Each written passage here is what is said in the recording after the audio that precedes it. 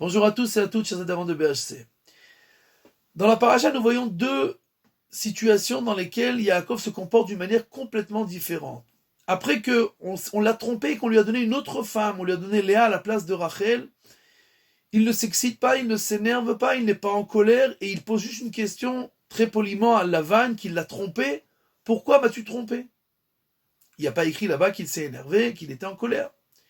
Contrairement à cela, plus tard dans la paracha, quand Rachel Imenu, sa femme, sa chère femme, lui demande de l'aide parce qu'elle est stérile et qu'elle n'a pas d'enfant, Vaïchar Yaakov be Rachel.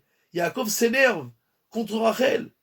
Pour qui tu me prends? Est-ce que je suis à la place d'Akadosh Baruch Hu, qui ne t'a pas donné à toi des enfants? Moi j'ai des enfants.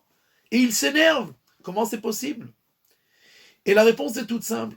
Quand Lavan le trompe, Yaakov Avinu sait pertinemment que c'est Dieu qui l'a trompé, parce que si il ne lui revenait pas de droit d'être trompé, personne n'aurait pu le tromper et le filouter. Et donc il sait très bien que si on lui a donné Léa, il semblerait que c'est bien pour lui d'avoir Léa. Et bien entendu, nous avons reçu les 12 tribus grâce à cela. Donc nous savons très bien que c'était quelque chose de formidable pour le peuple juif. Et Yaakov le savait aussi, donc il ne s'énerve pas, puisqu'il sait que tout ce qui se passe, c'est de la main de Dieu. Mais quand sa femme lui pose la question de faire quelque chose pour lui donner des enfants, alors il comprend que c'est un manque de émouna, un manque de foi. Pourquoi est-ce que c'est moi qui donne les enfants? C'est Dieu qui donne les enfants. Et donc, il s'énerve pour le manque de émouna de sa femme. Quelqu'un, une fois, est venu voir le Rav pour lui demander des conseils comment arrêter d'être en colère. Le Rav lui demande de sortir et d'attendre dehors. Et alors, il crie à son aide. Et bien entendu, le monde entier a entendu ces cris.